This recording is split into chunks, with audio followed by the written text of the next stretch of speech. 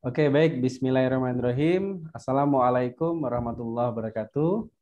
Waalaikumsalam. Alhamdulillah, ya alhamdulillahilladzi arsala rasulahu bil huda wa dinil haq liyuzhirahu 'ala dini kulli wa kafa billahi syahida asyhadu an la ilaha illallah wa asyhadu anna Muhammadan abdur rasuluh. Allahumma shalli ala sayyidina Muhammad wa ala alihi wasallam.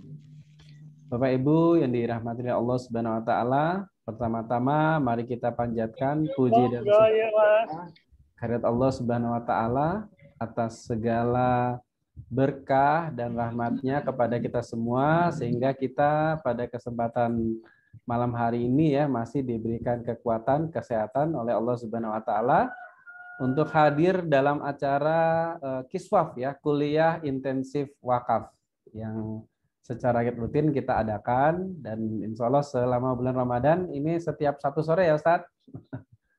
Ya, temanya spesial ya, temanya berkaitan 3W ya, waris, wasiat dan wakaf. Nah, kemudian sallallahu alaihi wasallam semoga tercurahkan ke junjungan kita Nabi besar Muhammad sallallahu alaihi wasallam pada keluarganya, pada sahabatnya dan kepada pengikutnya hingga zaman.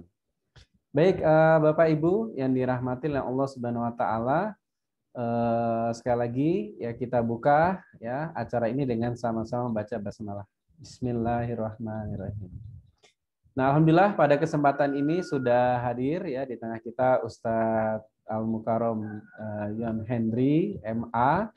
Ya, beliau adalah pengawas dari Yayasan ya Wakaf Mulia dan beliau memang memiliki kapasitas sebagai syar'i ya, kapasitas syar'i. Jadi dan beliau juga ini menjadi rujukan kita di Wakaf Mulia Institute dan juga teman-teman yang hadir di sini ya juga bisa ya berkomunikasi ya ketika menghadapi mungkin ada yang perlu ditanyakan dan seterusnya. Nah, bisa juga disampaikan melalui grup-grup yang kita miliki dan nanti bisa langsung di ini ya ditanggapi oleh Ustadz Yan Henry ya. Jadi kalau yang masalah apa namanya yang bahasa-bahasa Arab gitu ya, yang nulisnya dari mana Ustaz? Dari kanan ya. Yang nulisnya dari kanan. Nah, ini jurusannya Ustaz Yan Henry ini ya gitu. Kalau saya yang bahasa-bahasanya apa website gitu ya. Sosial media itu di saya gitu ya. Nah, ini kalau Ustadz Yan Henry memang di situ beliau alumni dari Gontor ya. Mungkin juga teman-teman ada yang dari Gontor ya bisa bersilaturahmi dan kita ingin belajar banyak ya. Terutama beliau ini akan bahas tentang tema yang menarik ya, yaitu tentang waris, wasiat dan wakaf. Dan insya Allah ini videonya kita rekam dan nanti akan kita upload di channel kita dan juga teman-teman pastikan ya jangan lupa untuk subscribe ya channel kita. Nah, insya Allah ini nanti akan segera kita optimasi ya. Ini masih baru mungkin di bawah 500 nih subscribe-nya. Nanti insya Allah nanti sesegera mungkin di atas 1000 nih Ustadz ya targetnya ya di awal ya.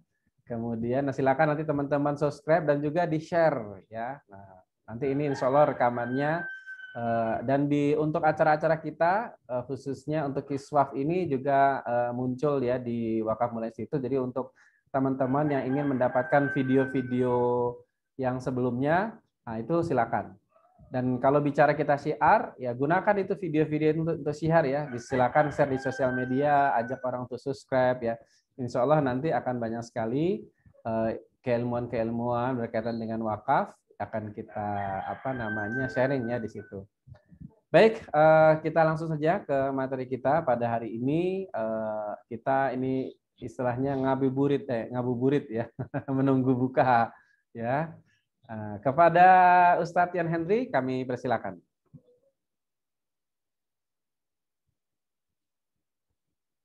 Oh, sebentar. Silakan Ustaz. Baik, bismillahirrahmanirrahim. Assalamualaikum warahmatullahi wabarakatuh. Waalaikumsalam. Terima kasih Pak Eko Prianto. Ini udah lama beliau tidak membersamai kita dalam Kiswaf ini. Biasanya Bu Isna nih. Nah, alhamdulillah pada sore hari ini Pak Eko bisa membersamai kita di dalam acara Kiswaf ini. Suatu yang spesial berarti ya. pada sore hari ini. Sebagaimana juga temanya juga spesial. Alhamdulillah wa syukurillah wassalatu wassalamu ala Rasulillah wa ala alihi wa ashabihi wa mawala. Rabbina billahi rabba wa bil islam dina wa bi Muhammadin nabiy wa rasulah wa bil Qur'ani imaman wa hukma. Rabbana zidna ilman warzuqna fahman wa alif baina qulubina. Bapak dan Ibu yang dirahmati Allah Subhanahu wa taala, syukur kita kepada Allah Subhanahu wa taala bahwa pada sore hari ini kembali kita bisa bersua secara maya. Mudah-mudahan ini semua bisa pertama menambah timbangan amal kebaikan kita, apalagi di bulan yang spesial ini, rahmat dan kasih sayang dari Allah Subhanahu wa taala, sebagaimana halnya wakaf, ya. Ramadan juga sebuah rahmat yang spesial hanya untuk hamba-hambanya yang beriman, hanya untuk hamba-hambanya yang beriman. Bagaimana wakaf adalah mustalahun Islami, ya, suatu istilah yang hanya ada di dalam agama Islam, ajaran Islam. Ramadan juga begitu. Ini adalah mustalahun Islami.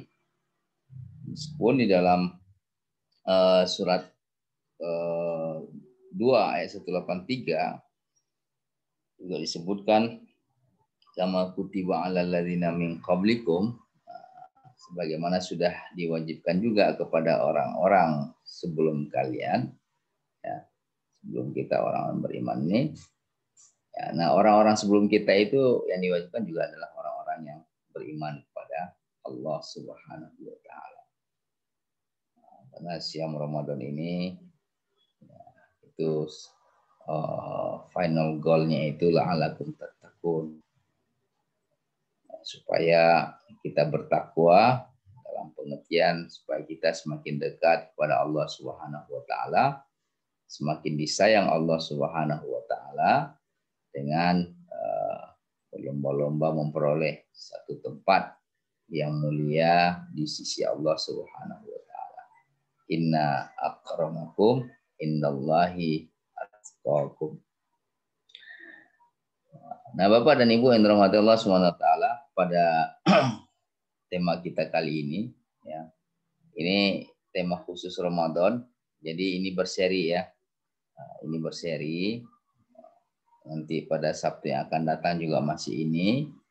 Kemudian Sabtunya lagi juga masih ini. Kalau nggak salah selama Ramadan ini 4 kali. Yaitu triple W, ya. Waris, wasiat, kemudian wakaf. Ya. Waris, wasiat, wakaf. Nah. Jadi waris, wasiat, dan wakaf ini itu sesungguhnya termasuk ke dalam kategori bagaimana kita mengelola aset-aset yang Allah Subhanahu wa taala anugerahkan kepada kita. Harta, nah, bisa dikatakan sebagai harta, termasuk juga anak cucu, ya. Nah, ketika kita berbicara masalah waris, itu di samping aset yang kita miliki juga berbicara masalah anak cucu, keluarga. Ketika kita berbicara tentang wasiat juga seperti itu. Ketika kita berbicara tentang wakaf juga demikian. Ya. Jadi kalau Ibnu Abidin rahimahullah mengeluarkan pendapatnya dalam mendefinisikan harta, bahwa harta itu mempunyai 2 rukun. Kedua rukunnya ini, ya, namanya rukun, ya. Rukun itu kan sesuatu yang harus dikerjakan. Dalam pekerjaan itu, apabila tinggal salah satu rukunnya, maka pekerjaan itu atau ibadah itu dikatakan tidak sah. Nah, kan itu kan rusak ya, fasid atau batil. Seperti sholat itu rukunnya 13 ya. Kalau salah satu dari rukun itu tidak kita laksanakan, meskipun 12 rukun itu kita laksanakan, yang satu kita tinggalkan, maka sholatnya itu tidak sah. Ya. Harta juga begitu. Ya. Ibnu Abidin rahimahullah menyebutkan rukun harta itu pertama al-hiyazatu alaihin nas. Hiyazatun nas alaihi. Itu bisa dimiliki secara penuh. Ya. Kepemilikannya itu bisa secara penuh. Yang dikatakan harta kita itu apabila itu milik kita secara penuh. Ya. Baik secara de jure maupun secara de facto. Kemudian yang kedua adalah al-intifa'u bihi. Bisa dimanfaatkan. Jadi kalau umpamanya ada sesuatu kemudian tidak bisa dimanfaatkan, dalam pandangan Ibnu Abidin itu nggak dikatakan harta. Nggak dikatakan harta. Atau ada sesuatu ya, tetapi itu tidak bisa dikuasai 100%, maka itu tidak bisa dikatakan sebagai harta. Umpamanya nih, kita mengklaim memiliki tanah yang luas ya, tapi tanah itu secara de facto ya ditempati oleh orang lain. Atau mungkin secara de facto kita tinggal di atasnya. Tetapi secara de jure, SHM-nya, sertifikat hak miliknya, bukan atas nama kita. Atau atas nama kita, tapi juga sertifikatnya banyak juga gitu kan. Atas nama orang lain, iya juga. Maka ini dalam definisi yang diutarakan oleh Ibnu Abidin rahimahullah itu tadi, tidak termasuk ke dalam harta kita. Ya. Nggak termasuk ke dalam harta kita.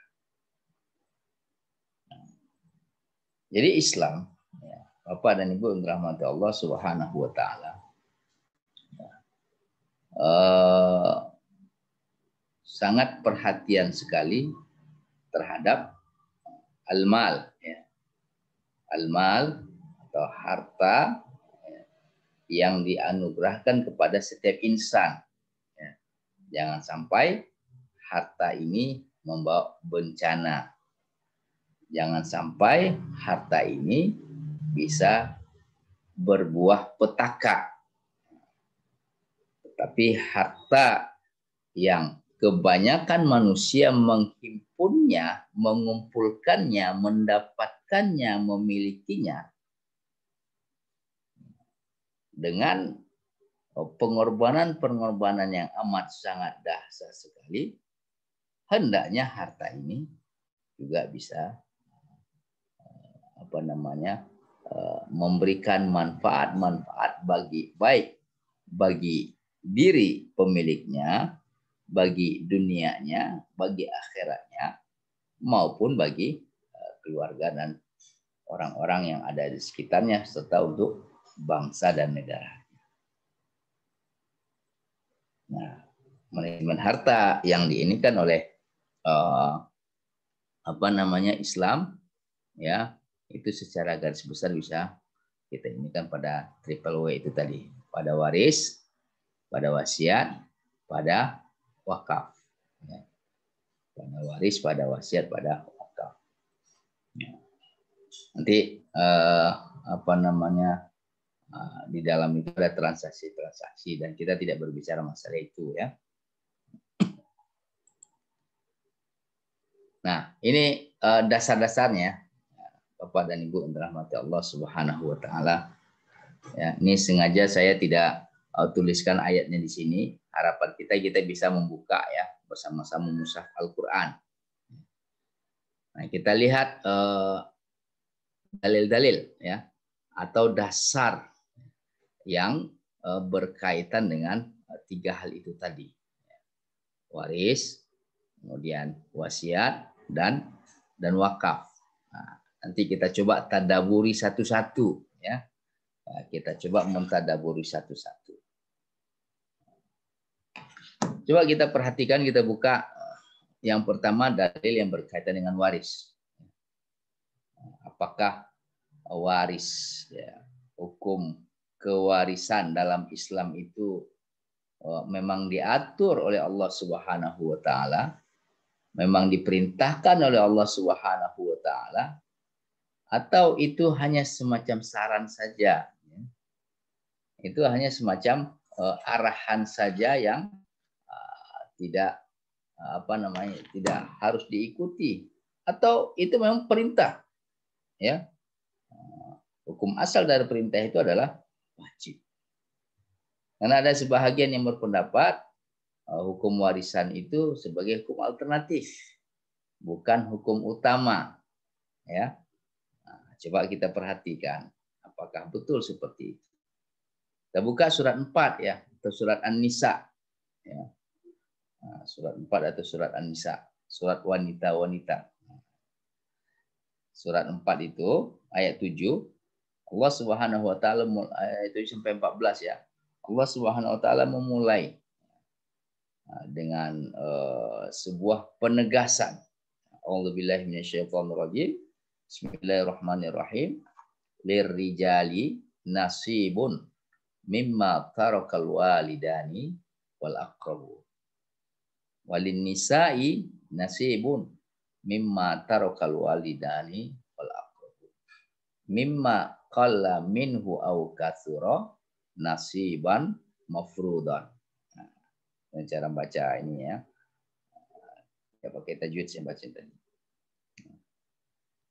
Untuk laki-laki, rijal itu jamak dari rojul. Rojulun, rojulani, rijalun. Rojulun, rojulani, rijalun. Ya, untuk laki-laki, ya. Untuk para laki-laki, kalau laki-laki itu suami gitu kan, ayah, saudara laki-laki, anak laki-laki, cucu laki-laki, paman dari pihak ayah, paman dari pihak ibu, nah, kan gitu kan?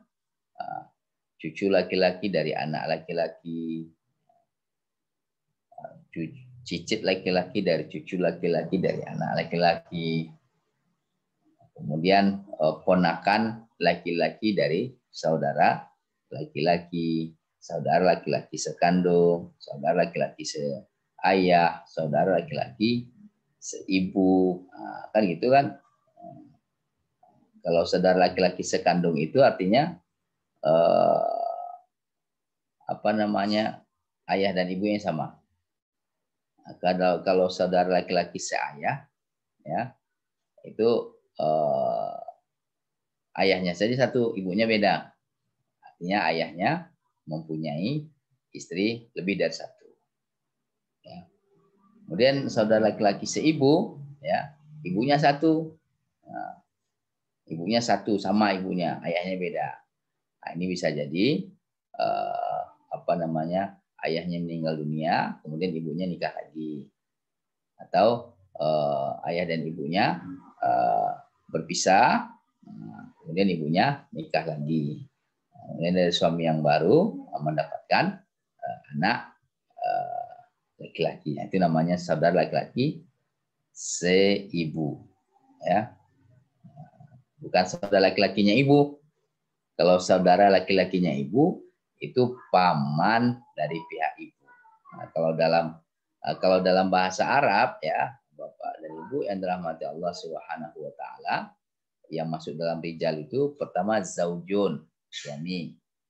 Yang kedua abun, ayah.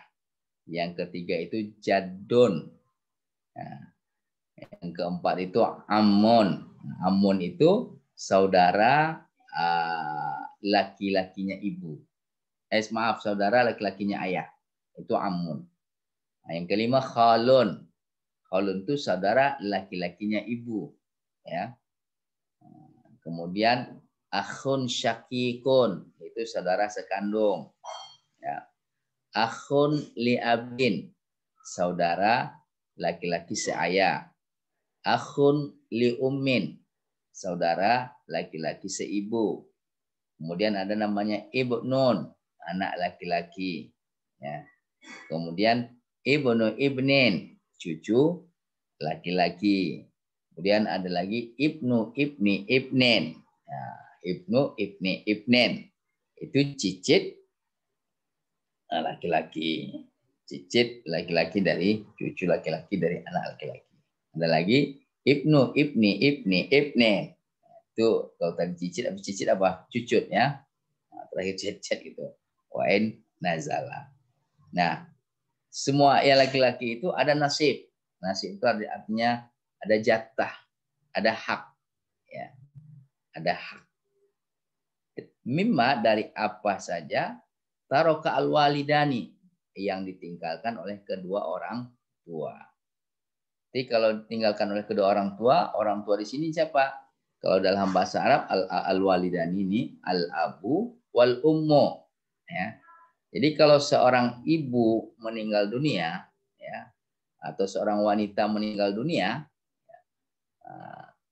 yang masuk dalam kategori kerabat dia laki-laki itu, ya, atau yang termasuk dalam kategori ahli warisnya yang laki-laki, pertama suaminya, ya.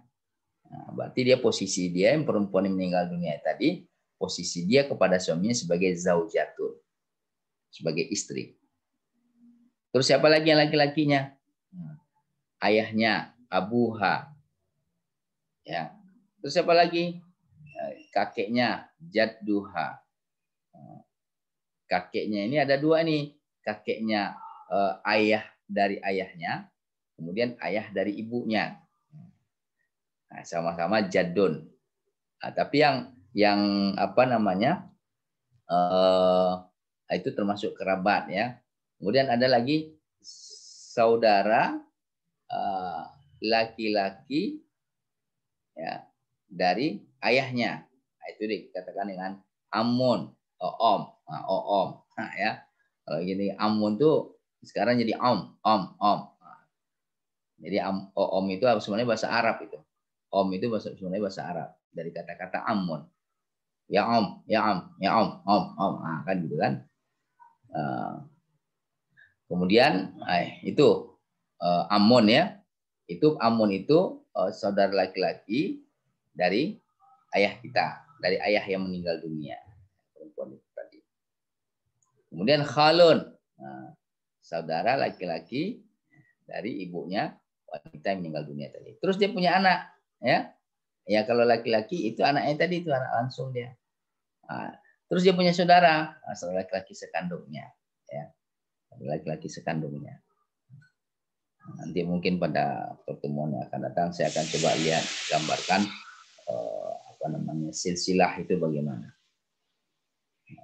Jadi al-walidan ini kedua orang tua. Nah, kedua orang tua. Wal aqrabun, ya. Dari apa-apa yang ditinggalkan oleh kedua orang tua. Wal aqrabun ini adalah kerabat, ya. Kerabat ini bahasa Arab juga qarib, ya. Qarib, akrab. Jadi yang dekat nasabnya, ya, yang dekat nasabnya, ya, yang dekat nasabnya itulah tadi itu kan ayah kita, yang sedarah sama kita itu. Ayah kita, ibu kita, kakek kita, nenek kita, paman kita, bibi kita, gitu kan, saudara laki-laki sekandung kita, saudara perempuan sekandung kita, begitu seterusnya, saudara laki-laki saya, saudara laki-laki seibu, anak saudara laki-laki saya, anak saudara laki-laki seibu. Terus anak kita, ya, anak laki-laki kita, cucu laki-laki kita, dan begitu seterusnya. Ya. Kalau ke atas, ya, kerabat itu namanya al-usul. Ya. Akar kita itu ayah kita, ya, kakek kita, kan itu kan? Nah, itu usul. Kalau ke bawah itu namanya far, cabang, ya, cabang. Nah, kalau ke atas itu akar, kalau ke bawah itu cabang kita. Kita melahirkan anak. Anak itu jadi cabang kita. Nah, anak darinya anak atau cucu itu cabang kedua. Nah, begitu seterusnya. Ya. Nah, kalau ke samping itu namanya hawashi. Ya. Nah, ada ke samping daripada asal kita, akar kita itu paman, bibi. Ada ke samping dari kita sendiri. Ya. Nah, dari kita sendiri. Nah, itu namanya yang sekandung, yang seayah, ya, yang seibu. Ponakan sekandung, ponakan seayah, ponakan seibu, dan seterusnya, dan seterusnya. Ya. Nah, walin nisa, dan untuk perempuan-perempuan juga ada nasib, hak dari apa saja yang ditinggalkan oleh kedua orang tua dan kerabat-kerabat dekatnya. Nah, kalau ini nisa perempuan-perempuan apa? Di antaranya itu istri, berarti yang meninggal itu laki-laki, berarti kan? Nah, perempuannya apa? Istrinya, berarti yang meninggal suaminya. Nah, kemudian apalagi ibu, nenek, itu kan? Bibi itu saudara perempuan dari ayah, saudara perempuan dari ibunya, ya kan?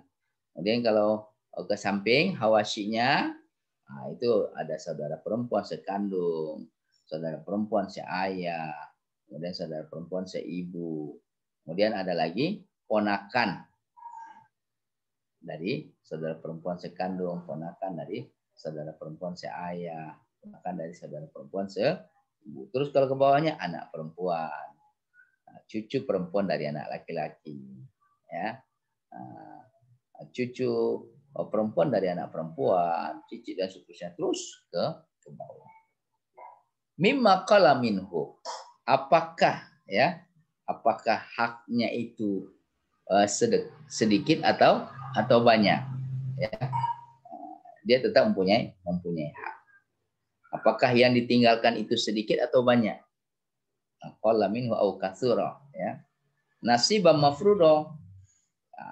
Ada hak-hak yang sudah ditentukan, ya. Hak-hak yang sudah ditentukan disebutkan secara jelas, secara tegas, ya. Itu nanti ada pada ayat 11 dan ayat 12, itu rinci itu disebutkan, ya.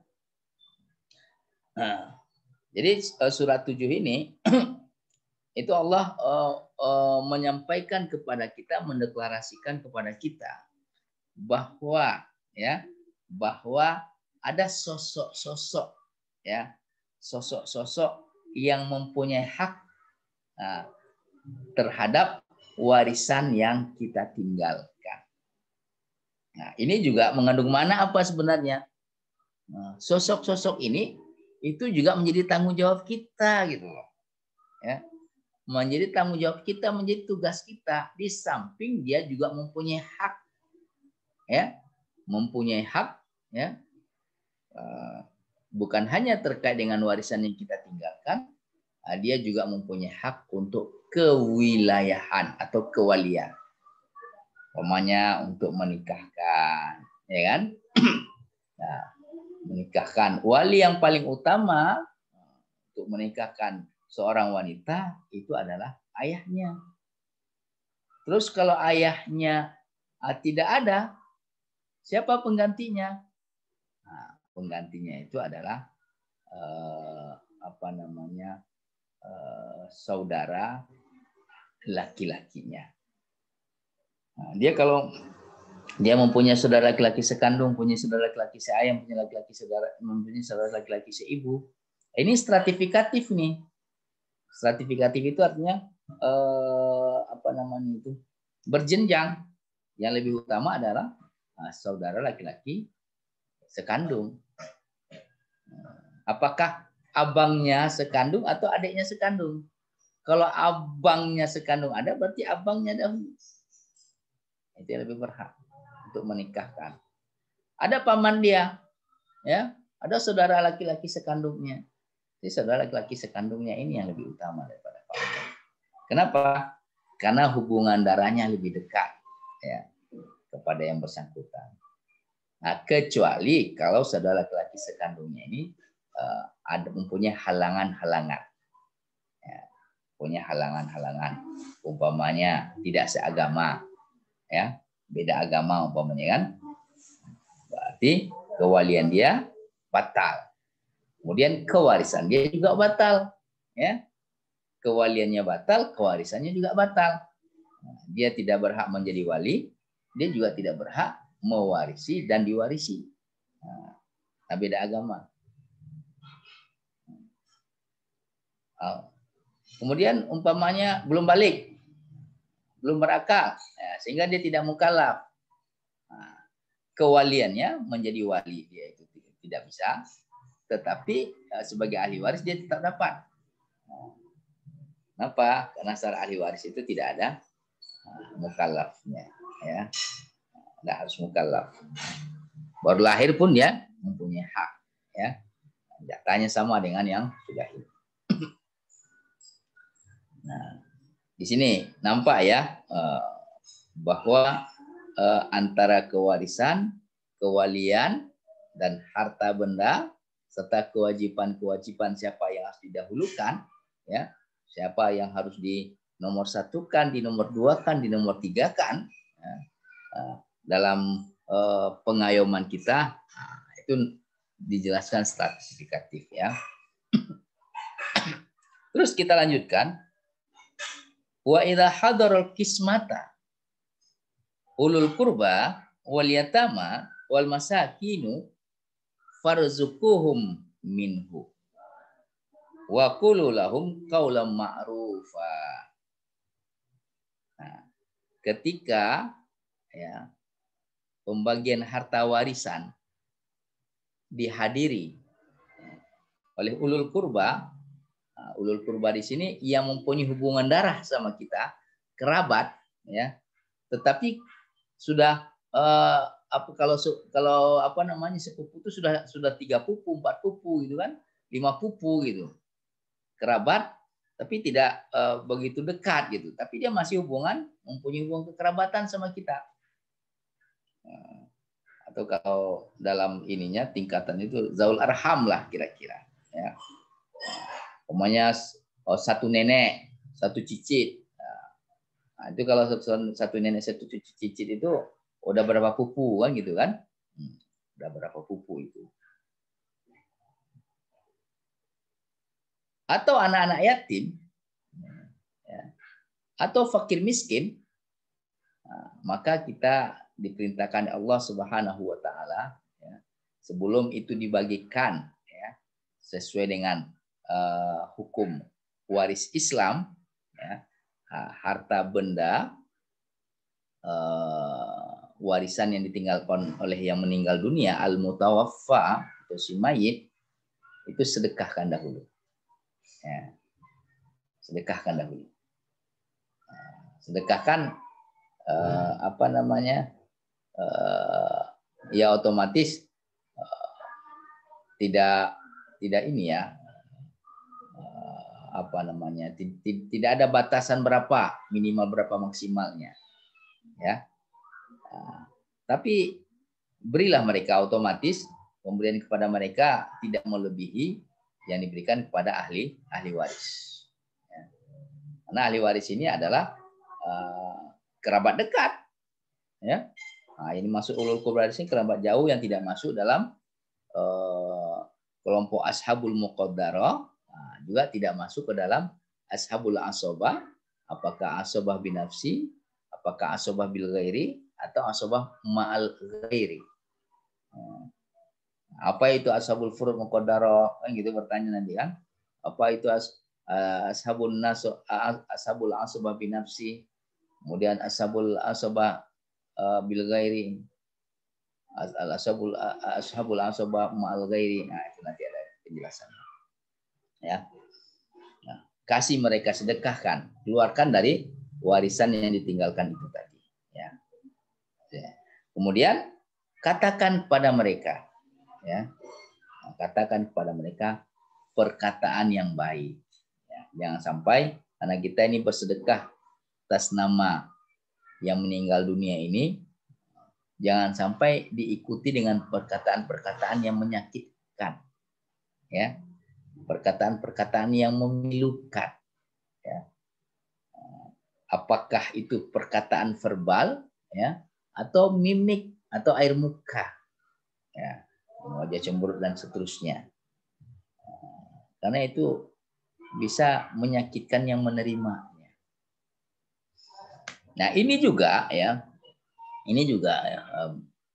mengandung makna Bapak dan Ibu yang dirahmati Allah Subhanahu wa taala, bahwa ya, harta benda atau harta warisan yang ditinggalkan oleh mayit itu utamanya digunakan untuk penyelenggaraan mayit, penyelenggaraan jenazah, mulai dari kafannya, kemudian biaya ambulannya, kemudian biaya tanah perkuburannya, hal-hal yang berkaitan dengan penyelenggaraan jenazah, operasionalnya, itu diambilkan dari harta benda yang ditinggalkan oleh si mayit. Ya. Diambilkan dari itu. Beli kain kafan, ambilkan dari uang harta benda yang ditinggalkan. Beli tanah perkuburan, ambilkan juga dari sana. Untuk biaya driver ambulan juga diambilkan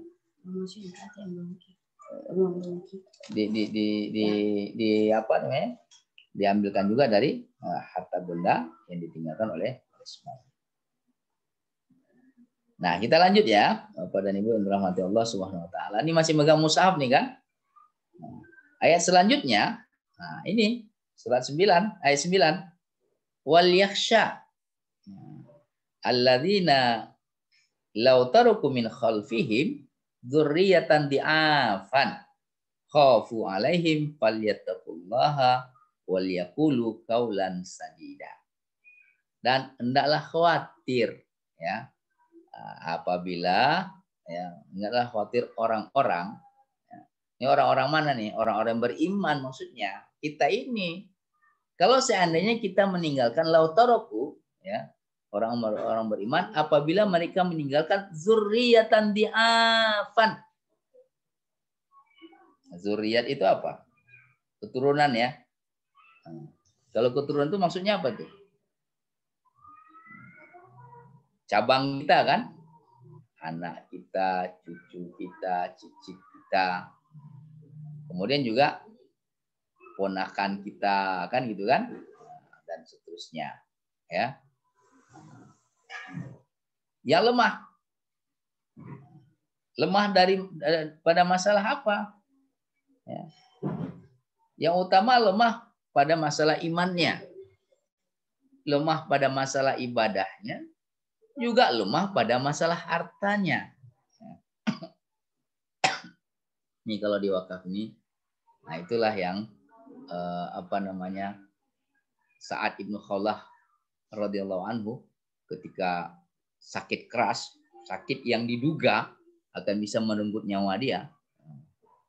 Dia minta dipanggilkan Rasulullah SAW, kemudian dia sampaikan kepada Rasulullah SAW, aset saya banyak, anak saya cuma satu perempuan. Saya ingin aset saya ini saya wakafkan semuanya apabila saya wafat. Rasulullah SAW katakan, jangan, itu kebanyakan. Setengahnya gimana? Juga masih kebanyakan. Sepertiganya, ada sepertiga itu sudah. Nah, ketika Rasulullah SAW katakan, jangan, kebanyakan, setengah juga masih kebanyakan, Rasulullah SAW katakan, bukankah kamu lebih menyukai, nah, kan itu kan, meninggalkan anak cucu dalam keadaan berkecukupan daripada berkekurangan. Ini dasarnya ayat ini sebenarnya. Ayat 9, ya, surat 4. Begitu juga ketika Sa'ad ibnu Abi Waqqas radhiyallahu anhu sampaikan kepada Rasulullah SAW, punya anak perempuan 4 semuanya, punya anak 4 semuanya perempuan. Udah menikah semuanya dan hidup berkecukupan. Aset beliau masih banyak. Beliau ingin wakafkan. Rasulullah SAW tahan. Jangan semuanya. Nah, itu juga alasannya tadi. Nah, ayat ini itu memerintahkan kepada kita harus khawatir. Apabila kita meninggalkan zurriyatan di'afan. Nah, di sisi yang lain, ini adalah motivasi perintah ya Allah Subhanahu wa taala kepada kita untuk mempersiapkan pertama anak cucu kita ya yang akidahnya benar. Ya, akidahnya itu aman, selamat. Kemudian yang kedua ibadahnya benar. Ya. Nah, yang ketiga, harta benda yang cukup. Ya. Nah, ini sebenarnya ada aulawiyat di sini, ya. Ada aulawiyat. Ya. Ada prioritas-prioritas, ya. Jangan sampai kita keliru dalam meletakkan item-item prioritas tersebut. Prioritas 1 apa, prioritas 2 apa, prioritas 3 apa, prioritas 4 apa, 5, 6 dan seterusnya. Jangan sampai salah meletakkannya. Yang pertama itu tetap imannya, ya. Tetap imannya. Bagaimana supaya anak kita ini meskipun kita sudah wafat, dia mempunyai imunitas akidah yang kuat. Ya. Imannya itu sehat, selamat, kokoh. Tidak ada keraguan dan tidak campur dengan kemusyrikan dan seterusnya. Nah, maka di sini, ya, apa perintah Allah Subhanahu wa taala? Agar apa namanya, supaya kita kekhawatiran kita meninggalkan zuriatan di afan itu, ya, anak keturunan yang lemah itu baik lemah akidahnya, lemah ibadahnya, lemah apa namanya, pendidikannya, melemah harta bendanya, ekonominya. Allah Subhanahu wa taala perintahkan kepada kita dua. Falyattaqullah. Kemudian yang kedua, wal yaqulu qaulan sadidan. Jadi solusinya itu dua. Pertama, hendaklah kita senantiasa takwa kepada Allah Subhanahu wa taala. Nah, kemudian yang kedua, hendaklah kita senantiasa berkata yang benar, berpendapat yang benar, ya. Berpikiran yang benar. Sadid itu lawan dari kadzib. Jangan sampai kita berkata perkataan yang dusta atau berkata perkataan yang salah. Nah, terus jangan sampai dalam kita menjalani hidup ini mencari nafkah, ya. Dalam ketika kita mencari nafkah, kemudian ketika kita bekerja, menjalani kehidupan kita sehari-hari, membina dan membangun rumah tangga kita, kita tidak takwa kepada Allah. Kita tidak takwa kepada Allah. Jangan sampai seperti itu. Jangan sampai, ya, kita mempersiapkan masa depan anak kita itu, ya, dengan apa namanya, mengangkangi, ya, dua perintah Allah Subhanahu wa taala itu tadi, walyattaqullaha walyaqulu qaulan sadidan. Kan ada untuk masa depan anaknya, dia siapkan perusahaan ini itu dan seterusnya. Dia siapkan aset ini itu dan seterusnya. Dia siapkan ini itu dan seterusnya. Nah, dalam mendapatkan dan memiliki itu semua, mendapatkan dan mempersiapkan itu semua, dia tidak takwa kepada Allah. Dia tidak berkata perkataan yang benar. Maka itu nanti akan jadi bumerang, ya. Itu akan jadi bumerang. Nah, jadi apa namanya, Bapak dan Ibu yang dirahmati Allah Subhanahu wa taala, orang tua yang bertakwa kepada Allah Subhanahu wa taala berkata yang benar selama hidupnya, itu akan berdampak positif kepada anak cucunya. Mungkin kita masih ingat kisahnya Nabi Khidir dengan Nabi Musa alaihissalam, ya. Jika tiba-tiba Nabi apa namanya, Khidir dan Nabi Musa alaihissalam itu masuk ke satu kampung, kemudian yastadifu itu meminta dijamu, ya. Beliau minta dijamu, mereka berdua minta dianggap sebagai tamu, kemudian meminta segelas air. Bayangkan satu kampung semuanya tak ada yang mau menjamu, memberikan segelas air. Padahal beliau berdua ini sangat haus sekali dan dari perjalanan sangat jauh. Namun tiba-tiba, ya, di sudut kampung Itu ada gubuk yang mereot, udah mau tumbang, mau roboh oleh Nabi Khidir alaihissalam, ya. Itu dia apa? Diperbaiki. Nah, kayak Nabi Musa kan di sini menyanggah, ini kok diperbaiki, padahal kampung ini penduduknya minta segelas air saja nggak mau. Ternyata apa, Bapak dan Ibu dirahmati Allah Subhanahu wa taala? Itu gubuk ya, milik anak yatim yang kedua orang tuanya itu soleh dan solehah. Di dalamnya anak yatim ini masih kecil. Kemudian di dalamnya ini ada apa? Ada harta karun, ada kekayaan. Nah, Allah Subhanahu wa taala ingin ketika anak yatim ini sudah mukallaf ya, sudah sampai pada usianya, mereka bisa menikmati peninggalan dari kedua orang tuanya. Yang bertakwa itu tadi. Yang bertakwa itu tadi. Ada lagi yang tiba-tiba Nabi Khidir membunuh anak yang dalam pandangan Nabi Musa alaihissalam tidak berdosa, tidak ada salah, kok tiba-tiba dibunuh, anak kecil. Ternyata kedua orang tuanya juga soleh. Nah, Allah Subhanahu wa taala ingin mengganti anak ini dengan yang lebih baik. Jadi Masya Allah ya. Al-haqqu mir rabbika fala takunanna minal mumtarin. Apa yang Allah Subhanahu wa taala sampaikan di Al-Qur'anul Karim ini itu haqqun. Kalau Allah katakan tentang surga, al-jannatu haqqun. Kalau Allah Subhanahu wa taala katakan tentang neraka, an-naru haqqun. Kalau Allah Subhanahu wa taala ceritakan dalam surah Al-Kahfi tentang kisah Nabi Khidir dan Nabi Musa alaihissalam, maka kisah itu haqqun. Benar adanya dan kita tidak ada keraguan sedikit. Kalau surat 4 ayat 9 ini kunci ya, agar kita tidak meninggalkan zuriatan di'afan, enggak khawatir kita ekonominya melemah, kehidupannya tidak ini itu dan seterusnya. Dua syaratnya. Falyattaqullah wal yaqulu qaulan sadida. Ya. Falyattaqullah wal yaqulu qaulan sadida. Nah, mensyiarkan syiar-syiar Allah Subhanahu wa taala itu termasuk tanda hati yang bertakwa. Dzalika ma yu'azzim sya'irallah fa innahu min taqwal qulub. Wakaf itu termasuk syiar Allah Subhanahu wa taala. Ya, wakaf itu termasuk syiar Allah Subhanahu wa taala di bidang muamalat. Jadi karena kuncinya adalah falyattaqullah wa yaqulu qaulan sadidan, berpuasa itu juga dalam rangka takwa kepada Allah Subhanahu wa taala.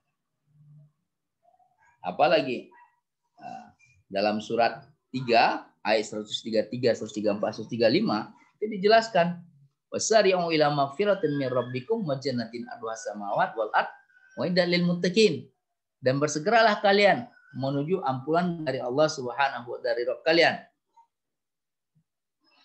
dan surga yang hamparannya seluas langit yang 7 dan bumi yang disiapkan untuk hamba-hamba yang bertakwa. Siapa? Alladzina yunfikuna fis sarra wad dharra wal kadhiminal ghaiz wal 'afina 'anil nas. Allah yuhibbul muhsinin. Yaitu orang-orang ya yang senantiasa berinfak. Ya. Ada yang berwakaf ya, baik dalam keadaan lapang maupun dalam keadaan sempit. Ya. Berinfak baik dalam keadaan lapang pun dalam keadaan sempit. Artinya infak, wakaf itu sudah menjadi gaya hidup dia. Artinya bisa juga kita pahami di antara tanda yang bertakwa itu bukan hanya mensyiarkan wakaf, tetapi juga menjadikan wakaf gaya hidup dia. Kenapa? Karena dia berwakaf fi sarra wad dharra. Dia berinfak fi sarra wad dharra. Dalam sarra itu dalam keadaan lapang dan dalam keadaan sempit. Bukan atau ya, tapi sarra wa dharra. Wal kaziminal ghaiz. Dan yang bisa mengelola emosinya. Wal afina 'anil nas, dan senantiasa memberi maaf kepada manusia.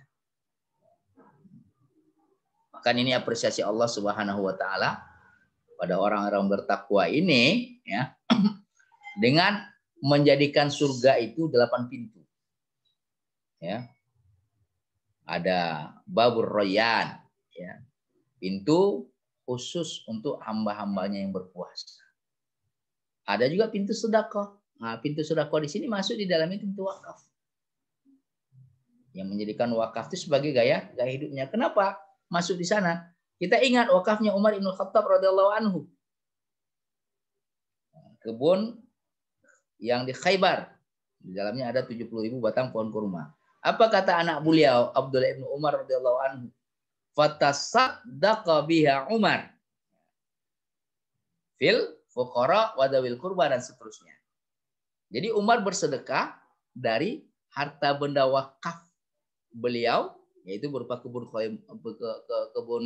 Khaybar itu kepada siapa? Kepada fakir miskin, sanak keluarga, hamba sahaya dan seterusnya. Jadi infak kita itu atau sedekah kita itu usahakan ya jariah. Artinya dari hasil harta benda wakaf yang kita wakafkan. Nah, inilah yang dikatakan pintu sedekah. Hambanya menjadikan sedekah atau infak atau wakaf sebagai gaya hidupnya. Para sahabat Rasulullah SAW ridwanullah alaihim ya, itu masya Allah ya, tidak ada yang tidak berwakaf. Bahkan Khalid bin Walid radhiyallahu anhu itu mewakafkan peralatan perangnya, kuda perangnya, senjata perang.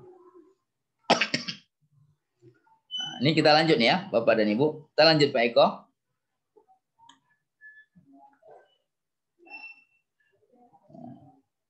Waliyattaqullah waliyaqulu qaulan sadida.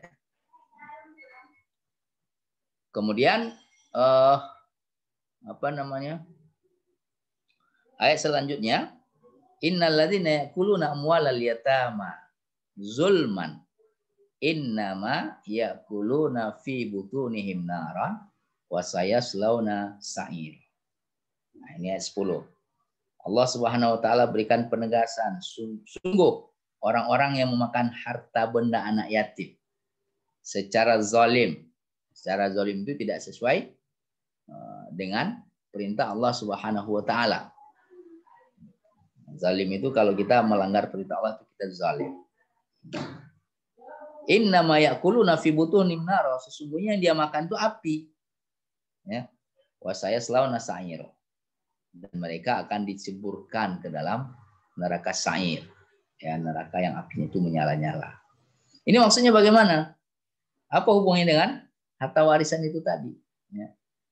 Penting bagi kita untuk memahami hukum warisan Islam. Supaya apa? Supaya kita tidak sampai memakan harta anak yatim. Meskipun kita juga anak yatim. Nah, kan ada itu kan? Ada sebagian keluarga, ya, warisan orang tuanya itu dikuasai oleh yang tertua. Atau dikuasai oleh pamannya, oleh kakeknya, oleh bapak atau ibunya. Padahal dia punya hak di sana. Alasannya itu dan seterusnya. Berarti dia sudah memakan harta anak yatim. Hati-hati.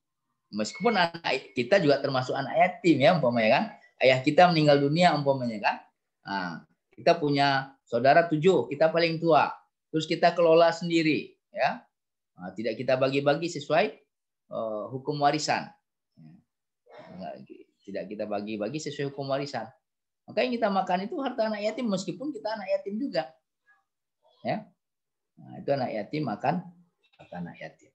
Ini hati-hati ya. Nah, di sini pentingnya. Terus bagaimana caranya kalau umpamanya harta warisan itu berupa sebuah rumah ya. Berupa sebuah rumah. Ya jadikanlah pembagian harta warisan itu hak-hak yang sudah ditentukan itu sebagai dikelola kemudian diinikan sebagai saham. Kalau seorang laki-laki meninggal dunia meninggalkan istri, meninggalkan anak, berarti istrinya 1/8, berarti sahamnya itu 1/8. Kemudian anak perempuannya berapa? Dan anak laki-lakinya. Anak perempuan anak laki-laki berarti dibagi sisanya untuk anak perempuan dan laki-laki, kemudian pembagiannya 1/2. Hak satu orang anak laki-laki sama dengan 2 orang anak perempuan. Nah, bisa itu. Atau sewakan ya. disewakan. Kalau ingin jadikan itu produktif, ya. Sewakan. Nah, sewanya itu dibagilah selalu kurang operasional. Atau kalau mau dijual, jual. Nah, rupiah itu dibagi sesuai dengan yang Allah Subhanahu wa taala sudah tetapkan. Nggak boleh juga dibagi rata. Ya. Kenapa? Karena itu tadi antara hukum warisan ini kewalian, kewajiban, ya. Itu berbanding lurus. Dia berbanding lurus itu. Ya. Yang lebih banyak mendapatkan hak, dia biasanya kewajibannya lebih berat. Ya. Kewajibannya itu lebih berat. Oke, jadi harus paham betul kita tentang hukum warisan ini supaya kita tidak sampai memakan harta anak-anak yatim, ya.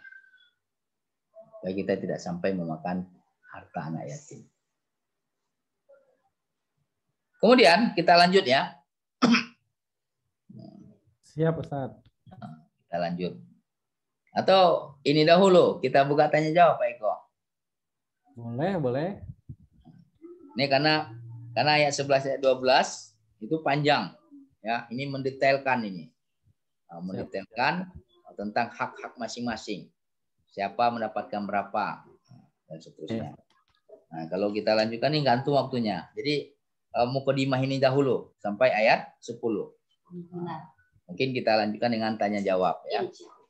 Saya kembalikan kepada Pak Eko. Assalamualaikum warahmatullahi wabarakatuh. Waalaikumsalam warahmatullahi wabarakatuh. Baik, jazakallah Ustadz Yon Hendri ya. Tadi ya sharingnya ya berkaitan tentang waris ya. Dan mungkin ada beberapa hal yang mungkin ingin teman-teman ya tanyakan atau diskusikan, kami persilakan ya. Nah, bisa juga berupa kasus-kasus begitu ya. Nah, nanti insya Allah di minggu depan sudah ke teknis ya Ustadz Yan ya, hitung-hitungannya ya. Ya. Pekan depan itu sudah ayat 11 ayat 12. Ya. Itu udah nyerempet kepada wasiat, ya. Di samping hukum warisannya nyerempet kepada wasiat, hanya nyerempet juga nanti kepada wakaf. Siap. Ini berkembang terus ini. Siap. Baik, silakan Bapak Ibu ya, kalau ada yang mau ditanyakan bisa ditanyakan melalui chat ya, chat Zoom ya, atau bisa bertanya langsung ya. Ini saya buka ya, jadi semuanya bisa langsung bertanya aja, tinggal di unmute gitu ya. Nah, santai aja ya, mumpung ketemu Ustadz Yan Hendri ya. Jadi perlu kami informasikan Ustadz Yan Hendri ini tinggalnya di Riau ya Bapak Ibu ya, jadi di Riau. Saya tinggalnya di Jogja. Ustadz Syahroni telah hadir juga ini di Jakarta. Ini pesertanya ada yang di Aceh. Tadi ada yang di Ternate. Waduh. Luar biasa ya Bapak Ibu sekalian ya. Ini barokah insya Allah. Baik, silakan Bapak Ibu yang ingin bertanya kami persilakan ya, bisa secara langsung ya atau bisa melalui chat Zoom ya, kami persilakan. Monggo silakan ya Bapak Ibu sekalian.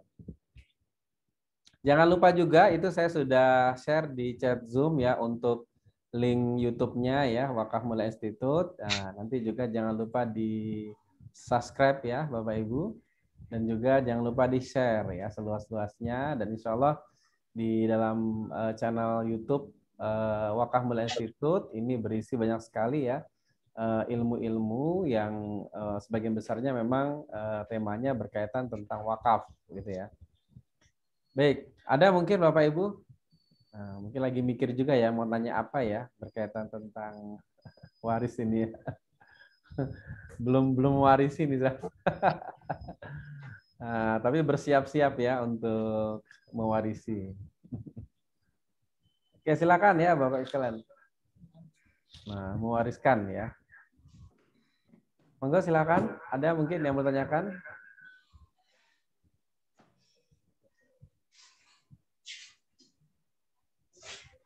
Bu Sri Mariati mungkin mau nambahkan. Nah, ya.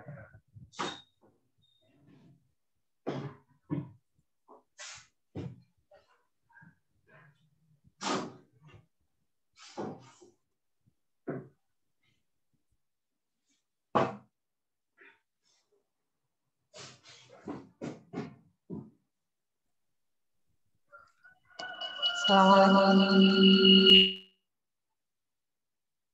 Ini Bu Isna mau tanya, Ustaz. Oke. Oh, Bu Isna itu ya? Iya, mau tanya artinya. Assalamualaikum, Ustaz. Waalaikumsalam warahmatullahi wabarakatuh. Nah, ini saya mau tanya terkait dengan waris ya, Ustaz ya. Kalau misalnya ada seorang bapak-bapak kemudian tidak berkeluarga, tidak punya anak begitu ya, memang belum pernah menikah begitu. Nah, tapi dia punya harta warisan kan dari orang tuanya yang dulu. Nah, itu nanti kalau misalnya dia meninggal, itu harta itu yang paling berhak siapa ya, Ustadz? Nah, sebagai informasi, si bapak-bapak ini punya saudara 4. Yang pertama laki-laki, kemudian kakaknya yang 3 perempuan. Nah, yang ini yang paling kecil bapak-bapak ini. Itu kalau secara hukum waris yang paling berhak terhadap hartanya si bapak tadi itu siapa, Ustadz? Terima kasih. Assalamualaikum warahmatullahi wabarakatuh. Oke. Waalaikumsalam warahmatullahi wabarakatuh. Langsung Pak Eko. Langsung, Ustaz, langsung. Ya, jadi ahli waris itu atau kerabat ya, itu di samping suami atau istri, itu juga ada namanya usul ke atas. Asal kita, akar kita itu, kalau pohon kan akarnya ke bawah ya. Akarnya ke bawah. Kalau kita, akar kita itu ke atas. Dia seperti pohon juga sebenarnya kan. Akar kita itu ayah dan ibu kita. Kemudian akar daripada ayah dan ibu kita adalah kakek dan nenek kita dari kedua belah pihak. Kemudian akar ini itu mempunyai cabang, hawasi namanya. Nah, itu paman, bibi. Nah, tadi saya sampaikan om ya. Kalau om, am, itu berarti saudara dari pihak ayah. Kalau dia laki-laki, amun. Kalau dia perempuan, ammatun. Paman atau bibi dari pihak ayah itu om. Amun, ammatun. Kemudian kalau dari pihak ibu itu khal dengan khola. Nah, ini termasuk kalau apa namanya ayah dan ibu ya itu dekat, kemudian kakek itu agak dekat gitu kan. Kemudian di atas kakek apa? Buyut ya. Agak-agak dekat gitu kan. Kemudian antara kakek dengan paman itu lebih dekat kakek. Nah, dia langsung. Kalau paman ini nyabang dia. Ya. Kemudian antara ayah dengan kakek lebih dekat ayah. Artinya yang dekat itu akan menghalangi yang jauh. Yang agak dekat menghalangi yang agak-agak dekat. Atau yang agak jauh. Kemudian furuk ke bawah. Ke bawah itu yang lahir dari kita. Ya. Anak kita, ya, cucu kita. Nah, kan gitu kan? Ini namanya furuk, cabang. Nah, itu juga dia bertingkat stratifikatif. Yang dekat menghalangi yang agak dekat. Yang agak dekat menghalangi yang agak-agak dekat. Nah, gitu kan. Anak itu menghalangi cucu. Cucu menghalangi cicit. Artinya kalau anak ada, maka cucu terhalangi. Yang kuat menghalangi yang agak kuat. Laki-laki itu keinikannya, kekerabatannya lebih kuat daripada perempuan. Mengapa? Karena bima faddalallahu ba'dhum ala ba'dhu. Karena ada kewajiban yang yang dibebankan kepada laki-laki. Umpamanya kewajiban untuk nafkah, ya, kewajiban untuk menjadi wali dan seterusnya. Kemudian kita juga punya ke samping. Hawasi namanya. Saudara sekandung.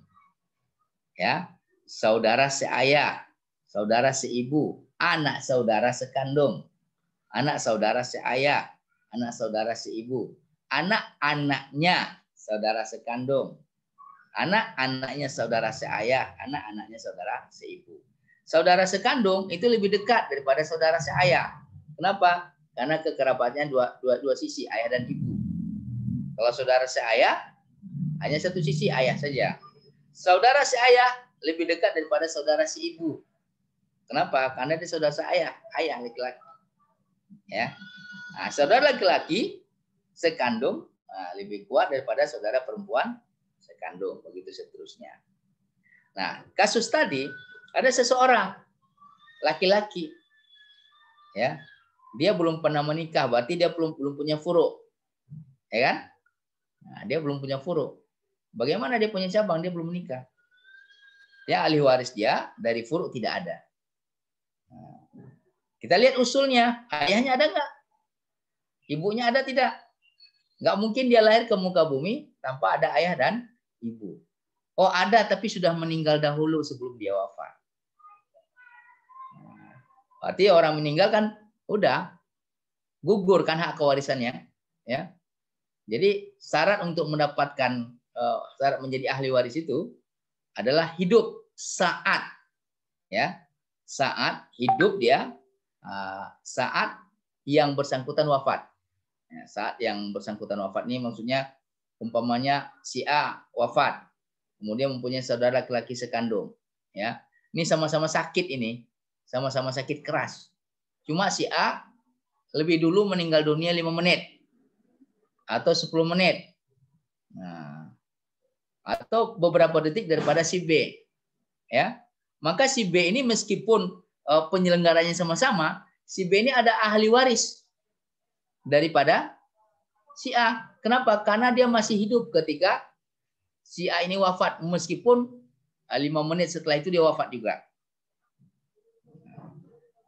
Berarti ketika menghitung warisan daripada si A tadi, si B diikutkan.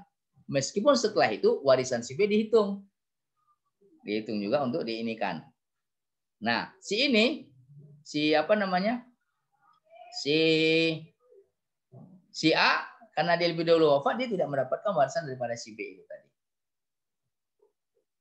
Nah, sekarang gimana Bu Isna? Asalnya bagaimana? Ayah ibunya ada tidak? Atau sudah wafat dahulu? Sudah meninggal. Sudah meninggal. Oke, tidak ada.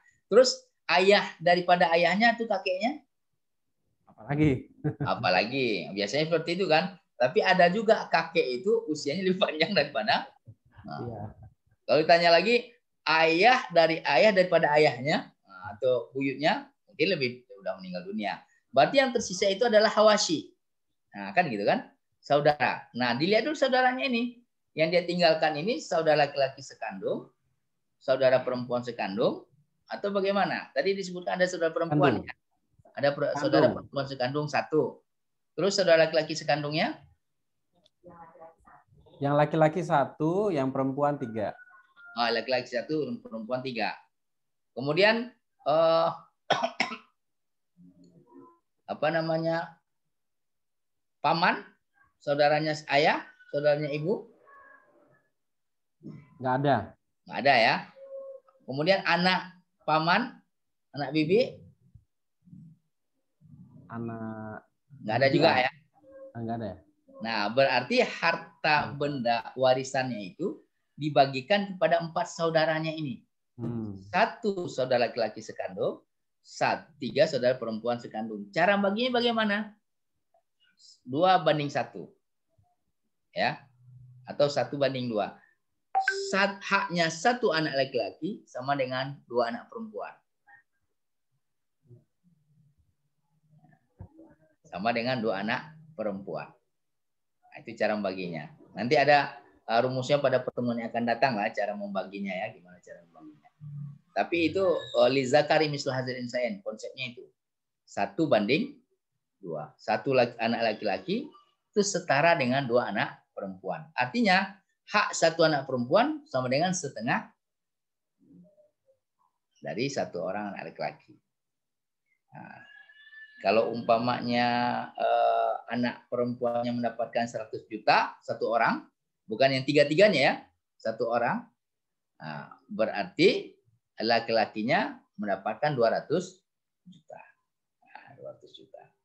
Nah, itu yang berhak ya, yang termasuk ahli warisnya. Nah, ahli waris ini ya, itu ada kelompok-kelompoknya. Ada yang disebutkan secara tegas di dalam suci Al-Qur'an.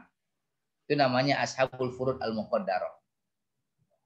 Ada yang mendapatkan setengah, mendapatkan setengahnya setengah itu 1/4, yang mendapatkan setengahnya 1/4 itu 1/8, itu ada disebutkan. Nah, pada pertemuan yang akan datang nanti itu dijelaskan dalam surat 4 ayat 11 itu dengan ayat 12. Kemudian ada yang mendapatkan 2/3, mendapatkan setengahnya 2/3 itu 1/3, mendapatkan setengahnya 1/3 itu 1/6. Nah, kemudian ada lagi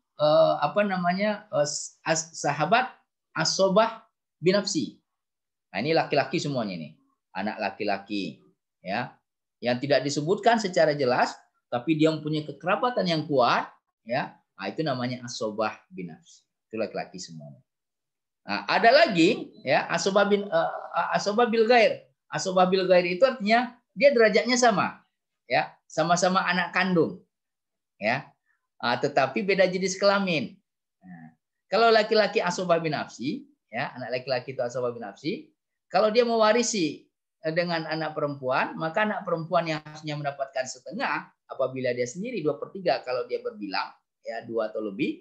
Karena adanya anak laki-laki, maka anak perempuan menjadi asobah bil ghair. Nah, seperti kasus contoh tadi. Meninggalkan 1 saudara laki-laki, kemudian 3 saudara perempuan. Seharusnya 3 saudara perempuan ini yashtarikuna fis sulusaini. Mereka mendapatkan 2/3. Tapi karena ada saudara sekandungnya yang berjenis kelamin laki-laki, hanya yang 3 ini menjadi asobah binafsi, asobah bil ghairi. Laki-laki asobah binafsi, yang perempuan asobah bil ghairi. Terus ada lagi asobah ma'al ghair, jenis kelaminnya sama, ya. Nah, tapi karena derajatnya berbeda, ya, atau karena jumlahnya berbeda, perempuan dengan perempuan, ya. Al-ukh asyaqiqah, ya, itu menjadi asobah ma'al ghair. Ya. Kalau asobah itu dia berarti membagi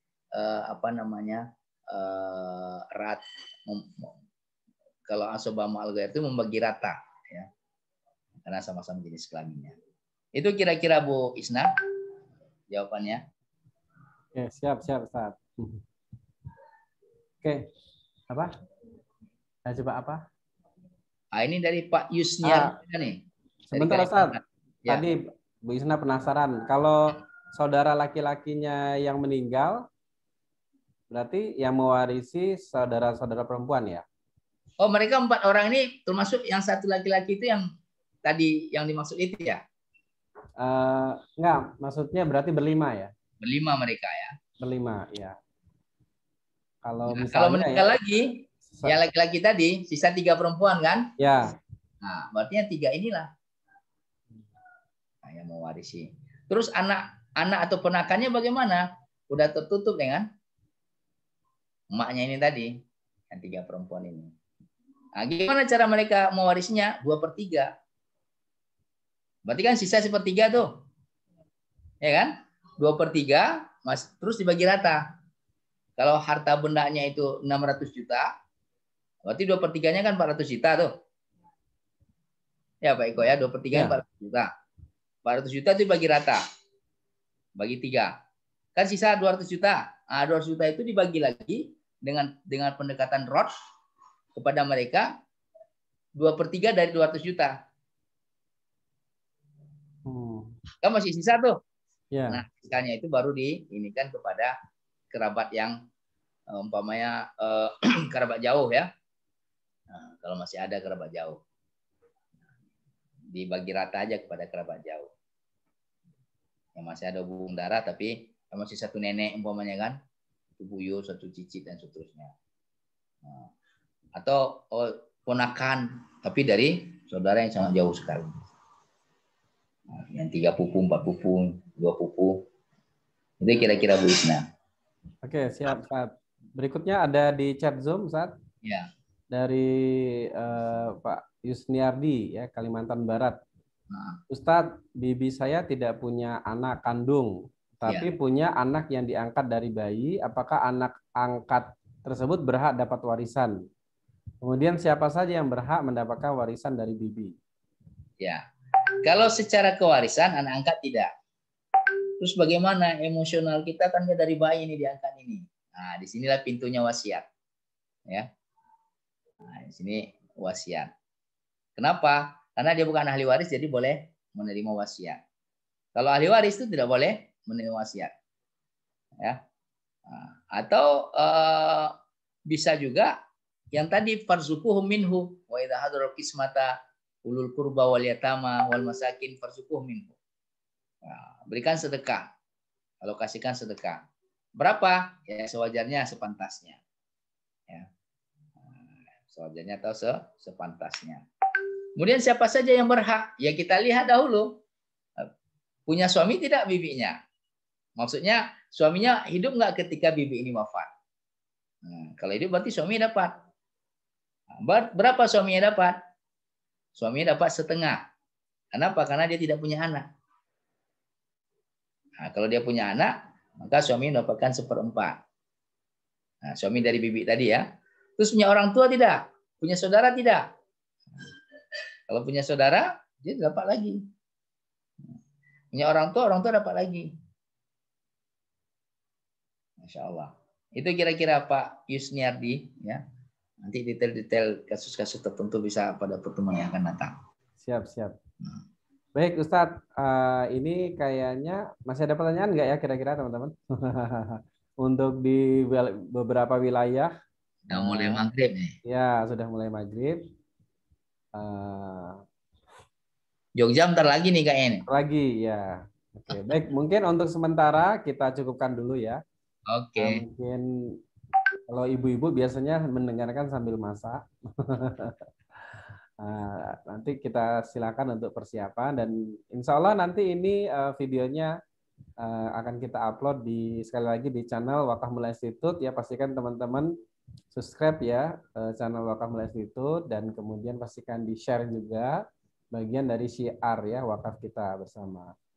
Baik, dan insya Allah kita akan lanjutkan di hari Sabtu depan ya dengan tema yang sama lanjutan. Nah ini lebih kepada hitungannya ya Ustaz ya? Ya, masih ini. Masih belum praktek ya? Oh nanti, belum. Nah, baru kita akan praktekkan nanti. Oke, siap. Masih ada kaitannya dengan wasiat dan wakaf ini. Siap Ustaz. Baik, mungkin itu jazakallah Ustadz Yan Henry atas sharingnya pada hari ini. Mudah-mudahan menjadi amal jariah yang tiada putusnya. Karena nanti masuk ke YouTube tuh nggak putus-putus itu Ustadz. Ini juga live di Facebook ya di beberapa fanpage kita. Jadi juga nanti bisa terus diputar ya. Dan juga pastikan teman-teman ya untuk ikut nge-share ya. Nanti ketika sudah diupload di YouTube akan kita share ke teman-teman semua. Baik, mungkin itu dari saya juga. Sekali lagi kita ucapkan terima kasih banyak kepada Ustadz Yan Henry yang atas telah sharing ya pada kesempatan ini. Kita tunggu ya petuah-petuahnya lagi ya. Sharing ilmunya dan masih banyak ya sebenarnya yang bisa kita gali dari Ustadz Yan Henry ya. Makanya pastikan ya teman-teman untuk selalu kalau istilahnya keep in touch. Nah, ya selalu bersama-sama kita mensiarkan. Baik, nah untuk berikutnya nanti untuk info-info kegiatan kita, insya Allah nanti hari Senin kita ada kegiatan juga nanti akan diinfokan ya melalui share, insya Allah. Baik, terima kasih banyak. Kita ketemu lagi di sesi-sesi berikutnya. Kita akhiri dengan sama-sama membaca hamdalah dan doa kafatul majlis. Alhamdulillah, subhanallahi wa bihamdika asyhadu an la ilaha illa anta astaghfiruka wa atubu ilaik. Terima kasih banyak. Assalamualaikum warahmatullahi wabarakatuh. Waalaikumsalam. Jazakallah Ustaz Yan Henry. Ya, ya, selamat berbuka puasa teman-teman semua. Ya. Baik. Oke, Bapak dan Ibu. Ya, assalamualaikum. Assalamualaikum.